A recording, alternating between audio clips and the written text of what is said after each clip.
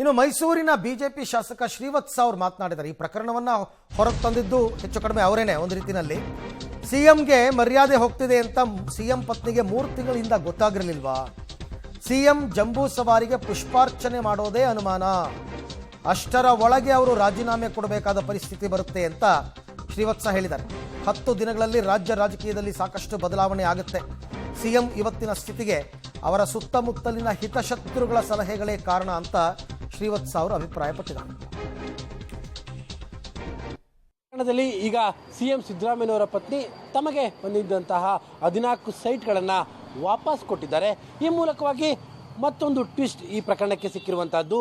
ಈಗ ಈ ಪ್ರಕರಣವನ್ನು ಮೂಲತಃವಾಗಿ ಬಯಲು ಎಳೆದಂತಹ ಶಾಸಕರಾಗಿರುವಂತಹ ಶ್ರೀವತ್ಸ ಅವರಿಗೆ ನಮ್ಮ ಜೊತೆಲಿದ್ದಾರೆ. ಸರ್, ಆರಂಭಿಕವಾಗಿ ನೀವು ಮೊದಲಿಂದಲೂ ಕೂಡ ಹೇಳ್ತಾ ಇದ್ರಿ ಸೈಟ್ಗಳನ್ನು ವಾಪಸ್ ಕೊಡಿ ಅಂತ. ನೀವು ಒಂದು ಮೊದಲನೇ ಸಲಹೆಯನ್ನು ಕೊಟ್ಟಿದ್ರಿ. ಈಗ ಸೈಟನ್ನು ವಾಪಸ್ ಕೊಟ್ಟಿದ್ದಾರೆ. ಈಗ ತನಿಖೆ ಏನಾಗ್ಬೋದು? ಅಲ್ಲ, ಈಗ ಏನು ಸೈಟ್ಗಳನ್ನ ವಾಪಸ್ ಕೊಟ್ಟಿರೋದರಿಂದ ಏನೂ ಲಾಭ ಆಗಲ್ಲ.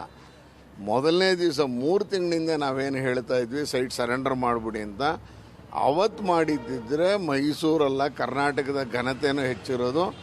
ಮುಖ್ಯಮಂತ್ರಿಗಳು ನಿಜಕ್ಕೂ ಒಂದು ಒಳ್ಳೆಯ ಸ್ಥಾನದಲ್ಲಿ ಇರೋರು. ಈಗ ಸಮಯ ಮೀರೋಗಿದೆ, ಕೋರ್ಟಲ್ಲಿದೆ, ಏನು ತೀರ್ಪು ಬಂದಾಗಿದೆ. 3 ತಿಂಗಳಲ್ಲಿ ನೀವು ಚಾರ್ಜ್ ಶೀಟ್ ಫೈಲ್ ಮಾಡಿ ಅಂತ ಹೇಳಿದ್ದಾರೆ. ಎಲ್ಲವೂ ಆದಮೇಲೆ ಈಗ ನನಗೆ ಬೇಡ ಕ್ರಯಪತ್ರ ವಾಪಸ್ ತೊಗೊಂಬಿಡಿ ಅಂದರೆ ಯಾವ ಆಯುಕ್ತರು ತಗೊಳಕ್ಕೆ ಸಾಧ್ಯ? ಕೇಸ್ ನಡಿಬೇಕಾದ್ರೆ ಹೇಗೆ ಆಯುಕ್ತರು ರದ್ದು ಮಾಡಿಬಿಡ್ತಾರೆ? ಇದಕ್ಕೆ ಅದರದೇ ಆದಂಥ ಕಾನೂನು ಕಟ್ಟಳೆಗಳಿದೆ. ಎಲ್ಲೋ ಒಂದು ಕಡೆ ಸುಪ್ರೀಂ ಕೋರ್ಟಲ್ಲಿ 2019 ಒಂದು ಜಡ್ಜ್ಮೆಂಟ್ ಆಗಿದೆ, ಮಧ್ಯಪ್ರದೇಶ್ ವರ್ಸಸ್ ಒಂದು ಲಕ್ಷ್ಮೀನಾರಾಯಣ ಅನ್ನುವಂಥ ಕೇಸಲ್ಲಿ. ಅದರಲ್ಲಿ ಹೇಳ್ತಾರೆ ಪಬ್ಲಿಕ್ ಸರ್ವೆಂಟು ತನಗೆ ಬೇಕಾದಾಗ ಕಾಂಪ್ರಮೈಸ್ ಮಾಡ್ಕೊಂಬಿಟ್ರೆ ಕೇಸು ವೀಕ್ ಆಗೋಕ್ಕೆ ಸಾಧ್ಯನೇ ಇಲ್ಲ ಅನ್ನುವಂಥ ಒಂದು ಜಡ್ಜ್ಮೆಂಟನ್ನು 2019 ಸುಪ್ರೀಂ ಕೋರ್ಟ್ ಕೊಟ್ಟಿದ್ದಾರೆ. ಅದೇ ತೀರ್ಪು ಇವ್ರಿಗೆ ಅನ್ಯಾಯ ಆಗುತ್ತೆ. ಯಾವ ಕಾರಣಕ್ಕೂ ಇವ್ರು ಬಚಾಯಿಸ್ಕೊಳ್ಳೋಕೆ ಸಾಧ್ಯನೇ ಇಲ್ಲ. ಅಲ್ಲ, ಒಂದು ಕಡೆ ಇಡಿ ಎಂಟ್ರಿ ಆಗಿದೆ, ಇನ್ನೊಂದು ಕಡೆ CBI ಎಂಟ್ರಿ ಆಗುವಂಥ ಲಕ್ಷಣ ಕಾಣ್ತಾ ಇದೆ, ಲೋಕಾಯುಕ್ತ ತನಿಖೆ ಕೂಡ ನಡೀತಾ ಇದೆ. ಇಷ್ಟೆಲ್ಲ ಇದ್ದರೂ ಕೂಡ ನಿನ್ನೆ ಸೈಟನ್ನು ವಾಪಸ್ ಕೊಡೋ ನಿರ್ಧಾರಕ್ಕೆ ಬರ್ತಾರೆ ಅಂದರೆ ಏನಿದೆ ಇದರಿಂದ ಮರ್ಮ ಅಂತ ಅರ್ಥ ಆಗುತ್ತೆ. ಎಲ್ಲೋ ಒಂದು ಕಡೆ ಕಾನೂನಿನ ಕುಣಿಕೆಯಿಂದ ಒಂದು ಸ್ವಲ್ಪ ಆದರೂ ತಪ್ಪಿಸ್ಕೋಬಹುದಾ ಅನ್ನುವಂಥ ರೀತಿಯಲ್ಲಿ ಯೋಚನೆ ಮಾಡ್ತಿರ್ಬೋದು. ನಾವು ಅದಕ್ಕೆ ಹೇಳಿದ್ದು ಹಿತಶತ್ರುಗಳಿಂದನೇ ಸಿದ್ದರಾಮಯ್ಯನವರು ಕಾಲ ಮೇಲೆ ಕಲ್ಲೆತ್ತಾಕೊಂಡಿದ್ದಾರೆ. ಇದಕ್ಕೆ ಸಿದ್ದರಾಮಯ್ಯನವರು ಸ್ವಬುದ್ಧಿಯಿಂದ ಯೋಚನೆ ಮಾಡಿಲ್ಲ. ಅಕ್ಕಪಕ್ಕದವ್ರು ನಾವು ತೆಗೆದಂತಹ ದಾಖಲೆಗಳು ಸತ್ಯವಾಗಿದೆ ಅಂತಕ್ಕಂಥದ್ದು ಈಗ ಪ್ರೂವ್ ಆಗಿದೆ ಅನ್ನೋದು ಶ್ರೀವತ್ಸ ಅವರ ಮಾತು.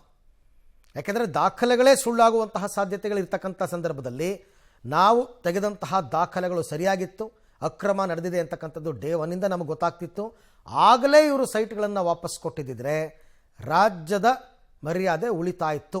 ಬಟ್ ಈಗ ಇಟ್ಸ್ ಟೂ ಲೇಟ್ ಅನ್ನೋದು ಅವರ ಅಭಿಪ್ರಾಯ. ತಮ್ಮ ರಾಜಕೀಯ ಜೀವನದ ಅಂತ್ಯದಲ್ಲಿ ಸಿಎಂ ಸಿದ್ದರಾಮಯ್ಯ ವಿರುದ್ಧ ಒಂದು ಭ್ರಷ್ಟಾಚಾರದ ಕಪ್ಪು ಚುಕ್ಕೆ ಬಂದಿದೆ, ಅದು ಮೂಢ ಹಗರಣ. ಆದರೆ ತಮ್ಮಿಂದಾದ ತಪ್ಪನ್ನು ತಾವೇ ಸರಿ ಮಾಡೋದಕ್ಕೆ ಮುಂದಾದ್ರ ಸಿಎಂ ಪತ್ನಿ ಪಾರ್ವತಿ ಅವರು ಅಂತ ಪ್ರಶ್ನೆ.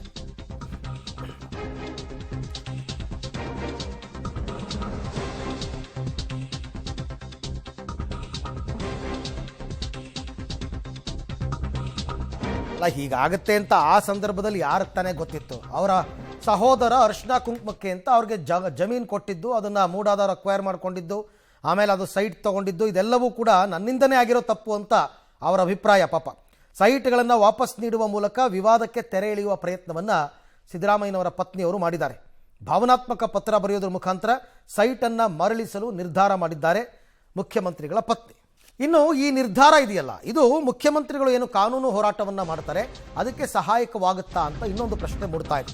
ಮೂಡಾ ಸೈಟನ್ನು ವಾಪಸ್ ಕೊಡೋದ್ರ ಬಗ್ಗೆ ಮುಖ್ಯಮಂತ್ರಿಗಳ ಪತ್ನಿ ನಿರ್ಧಾರ ಮಾಡಿರೋದು ಮುಖ್ಯಮಂತ್ರಿಗಳ ಲೀಗಲ್ ಬ್ಯಾಟಲ್ಗೆ ಸಹಾಯವಾಗುತ್ತಾ? ಲೋಕಾಯುಕ್ತ ತನಿಖೆ ಆಗ್ತಾ ಇದೆ. ಇಡಿ ಕೇಸ್ ಹಂತಕ್ಕೆ ಬಂದ ಮೇಲೆ ಅವರು ವಾಪಸ್ ಕೊಡೋ ನಿರ್ಧಾರ ಮಾಡಿದ್ದು ತಡವಾಯ್ತಾ? ಕಾನೂನು ಹೋರಾಟದಲ್ಲಿ ಎಷ್ಟರ ಮಟ್ಟಿಗೆ ಇದು ನೆರವಾಗುತ್ತೆ ಈ ನಿರ್ಧಾರ ಅಂತ. ಬಟ್ ಕಾನೂನಾತ್ಮಕವಾಗಿ ಏನೂ ಪರಿಣಾಮ ಬೀರಲ್ಲ ಅಂತ ಎಲ್ಲರೂ ಹೇಳ್ತಿರೋದು. ಯಾವ ತನಿಖೆನೂ ಸ್ಟಾಪ್ ಆಗಲ್ಲ, ಅದ್ರ ಪಾಡ್ಗೆ ಅದು ನಡೆಯುತ್ತೆ. ಅದನ್ನೇ ಹೇಳ್ತಿರೋದು. ಕಾನೂನಾತ್ಮಕವಾಗಿ ಯಾವುದೇ ಪರಿಣಾಮ ಬೀರಲ್ಲ. ಈಗಲೇ ಲೋಕಾಯುಕ್ತ ತನಿಖೆ ಆದೇಶ ಆಗಿದ್ದು ಈಗಾಗಲೇ ತನಿಖೆ ನಡೀತಾ ಇದೆ. ಸಿಎಂ ಮತ್ತು ಸಿಎಂ ಪತ್ನಿ ಉಳಿದ ಆರೋಪಿಗಳು ಈಗ ತನಿಖೆಯನ್ನು ಎದುರಿಸಲೇಬೇಕು. ತನಿಖೆಯಲ್ಲಿ ಯಾವುದೇ ಬದಲಾವಣೆ ಆಗಲ್ಲ. ಪ್ರಕರಣದಲ್ಲಿ CMಗೆ ಕಾನೂನು ಹೋರಾಟ ಅನಿವಾರ್ಯ. ಅದು ನಿಜ, ಅದು ಕಾನೂನಾತ್ಮಕವಾಗಿ ಗೊತ್ತಿರತಕ್ಕಂಥವ್ರಿಗೆ ವಿಚಾರ. ಇದ್ಯಾವುದೇ ಬದಲಾವಣೆ ಆಗಲ್ಲ, ಕಾನೂನಾತ್ಮಕವಾಗಿ ಸಹಾಯ ಆಗಲ್ಲ. ಬಟ್ ವಿರೋಧ ಪಕ್ಷಗಳನ್ನು ಹಣಿಯೋದಕ್ಕೆ ರಾಜಕೀಯವಾಗಿ ಒಂದಷ್ಟು ಅವರಿಗೆ ಇದು ಅನುಕೂಲವನ್ನು ಮಾಡಿಕೊಡಬಹುದು.